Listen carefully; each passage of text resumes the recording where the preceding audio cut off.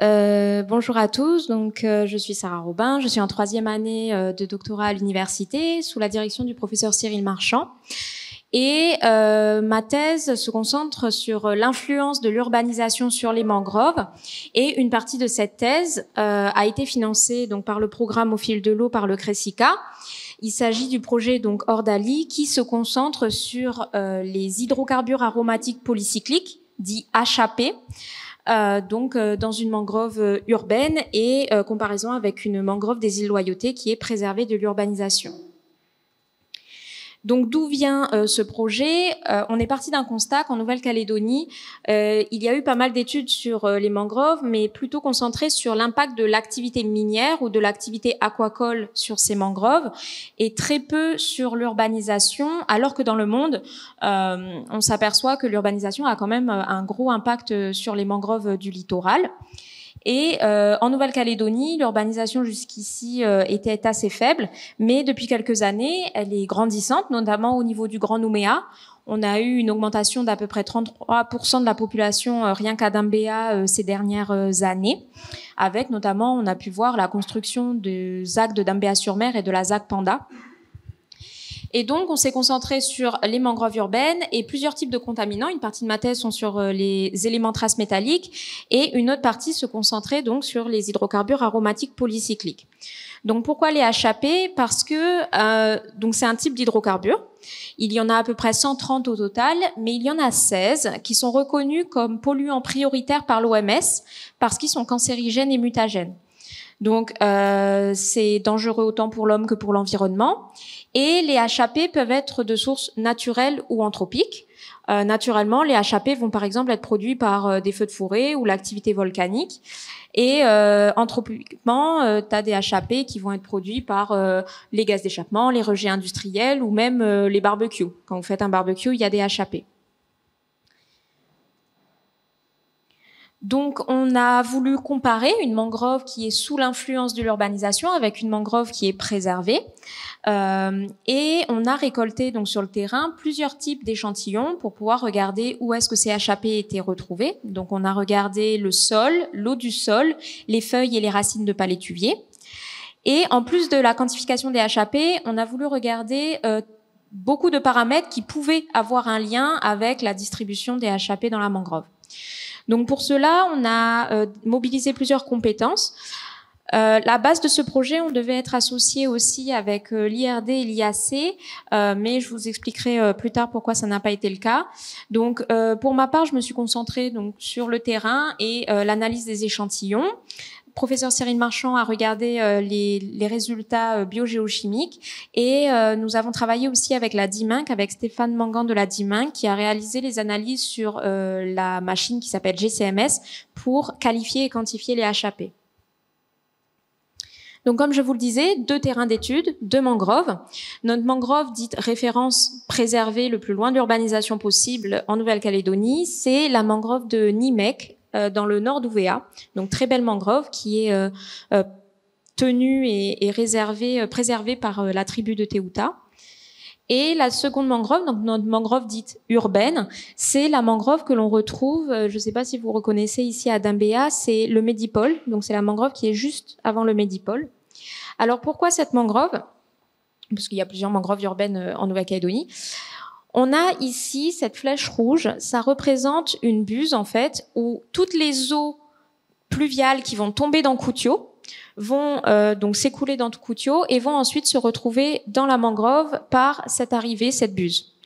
Donc on a quasiment en continu de l'eau douce mais potentiellement contaminée, qui récupère tout ce qu'elle trouve sur son passage, qui rentre dans cette mangrove et qui va submerger les palétuviers, le sol des palétuviers. Parce qu'il faut savoir qu'une mangrove, elle dépend des marées. À marée basse, il n'y a pas d'eau sur le sol. À marée haute, elle est submergée. Donc là, on a toujours cette arrivée d'eau douce.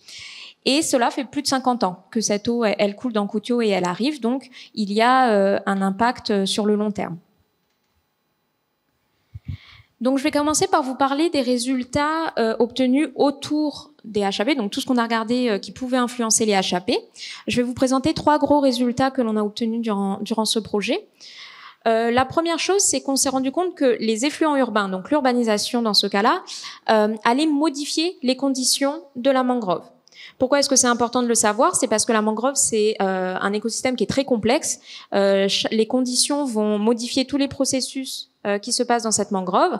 Et on s'est rendu compte qu'avec les effluents urbains, comme je vous l'ai dit, qui étaient de l'eau de pluie, ça allait diminuer la salinité du sol et ça allait augmenter son niveau de pH.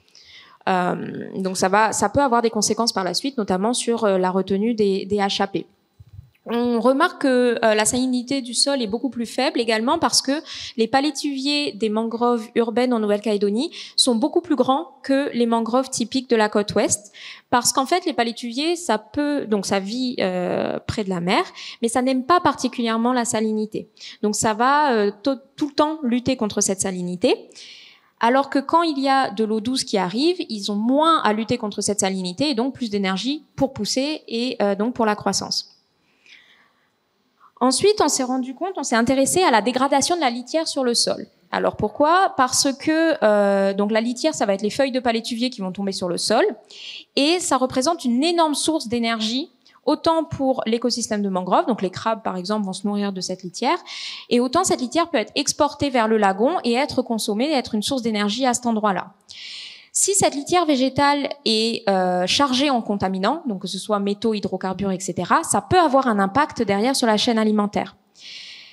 Quand la litière tombe sur le sol, elle va être dégradée par des micro-organismes si elle n'est pas exportée par les vagues.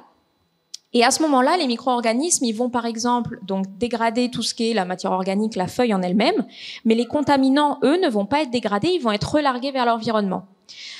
On s'aperçoit qu'ici, que les effluents urbains vont augmenter le taux de dégradation et donc potentiellement le taux de largage des contaminants dans l'écosystème. Troisième chose, on se rend compte que l'urbanisation, les effluents urbains, ont pas d'impact sur la qualité, le type de matière organique dans le sol, mais c'est plutôt l'espèce de palétuvier qui va jouer un rôle ici. Alors encore une fois, pourquoi s'intéresser à la matière organique? Eh bien, parce que la matière organique, elle a une forte capacité d'absorber autant les métaux que les hydrocarbures. Donc, s'il y a beaucoup de matière organique dans le sol et de la matière organique est capable d'absorber ces contaminants, eh ben, il va y avoir un piégeage plus important. Donc, c'est important de comprendre comment la matière organique fonctionne dans cet écosystème. Maintenant, pour parler des HAP, ben, il n'y en a pas. Donc, c'est une très bonne nouvelle parce que ça veut dire que notre mangrove urbaine est quand même pas si polluée que ça. Alors, il faut prendre ça quand même avec des pincettes. Je parle des 16 HAP prioritaires qu'on a mesurés. Ça ne veut pas dire qu'il n'y a pas d'hydrocarbures du tout. C'est ceux que j'ai mesurés. Et ça ne veut pas dire qu'il n'y en a pas du tout dans aucune mangrove de Nouvelle-Calédonie ou dans aucun écosystème. On parle des 2 mangroves que j'ai étudiées dans ce travail. Ça reste une très bonne nouvelle parce que ça veut dire que même cette mangrove qui a l'air d'être largement influencée par l'urbanisation n'a pas de taux détectable des 16 HAP prioritaires. La bonne chose, c'est que malgré le fait que ce soit pas forcément des résultats publiables, on a pu mettre en place pour la première fois en Nouvelle-Calédonie une méthode robuste pour la quantification de ces HAP.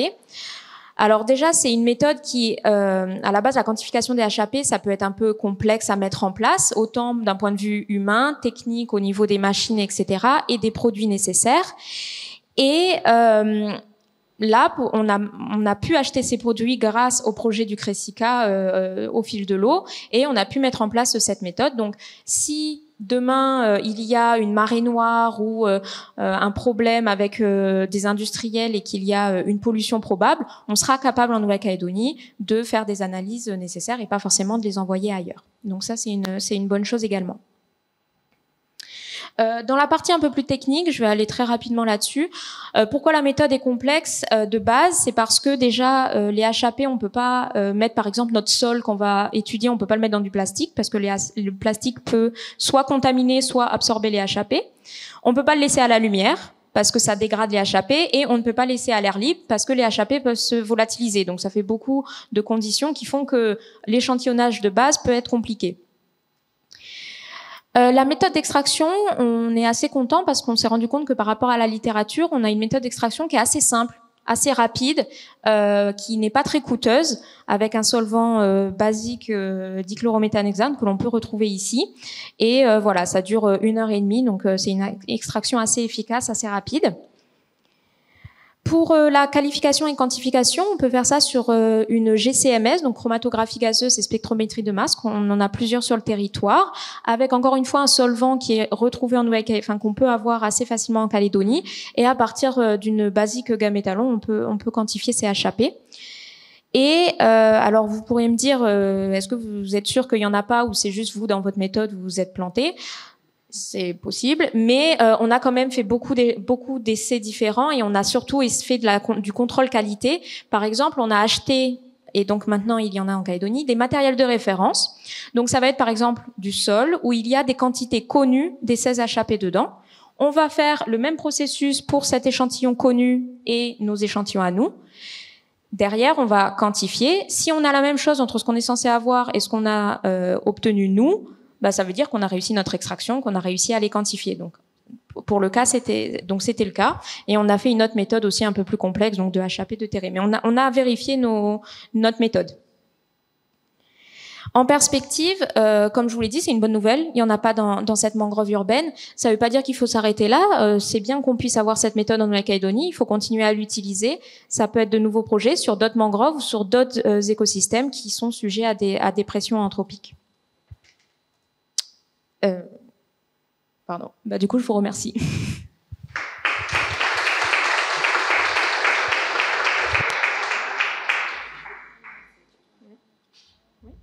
Merci pour la présentation. Est-ce qu'il y a des questions dans la salle ou dans le chat? On va la remettre.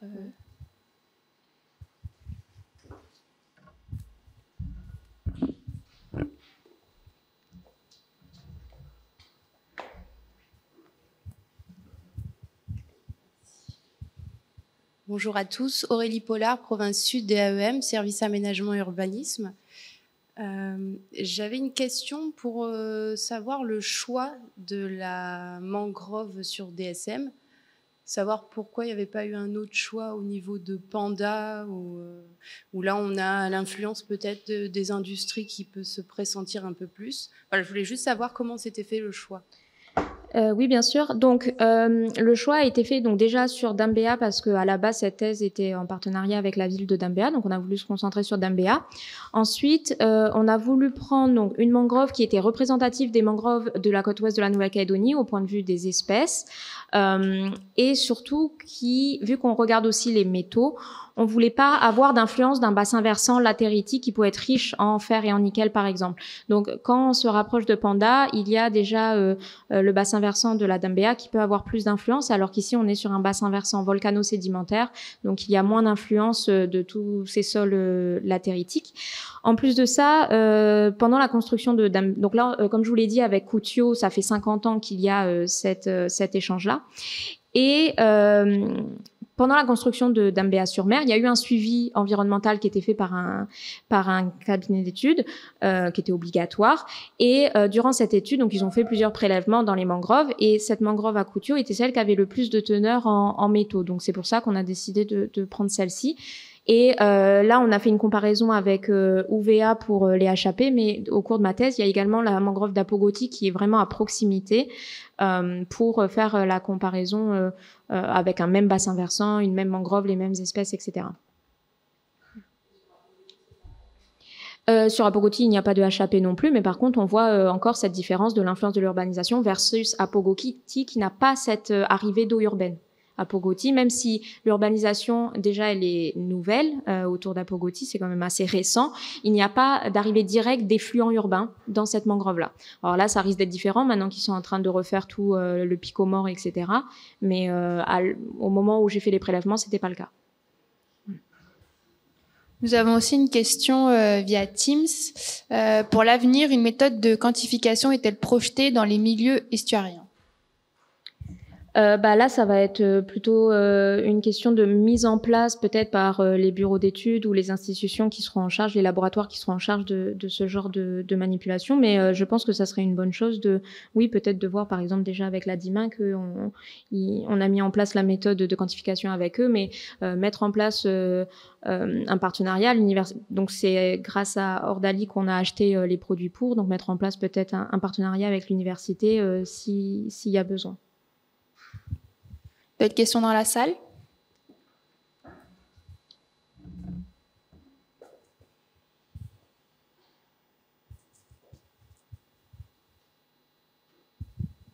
Oui, bonjour, merci pour l'exposé.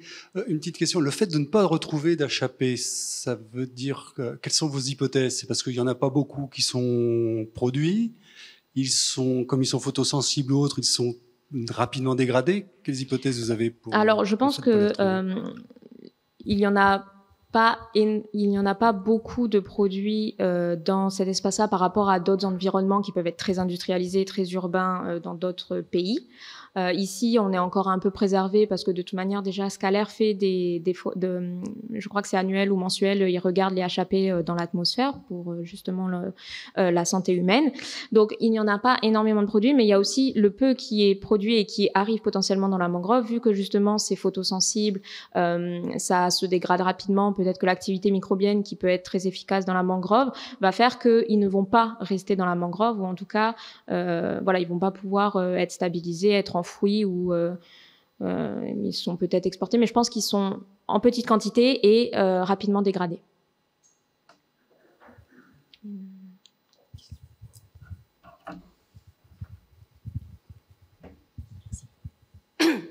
C'était quoi les seuils analytiques sur vos GCMS? Je peux pas vous dire exactement parce que là j'ai pas le chiffre en tête, mais c'était des seuils quand même assez bas, c'est-à-dire en dessous des limites environnementales nécessaires. Enfin, c'était des très bons seuils du style 1 nanogramme par gramme ou quelque chose comme ça. Donc c'était 0,1 nanogramme par gramme, il me semble, quelque chose comme ça. Donc c'était en dessous des seuils environnementaux, en tout cas largement. Ok. Et sanitaire, j'imagine. Comment? Seuil sanitaire aussi. Oui, c'est les seuils environnementaux, sanitaires. Enfin voilà, c'était largement en dessous des limites, quoi, enfin des seuils.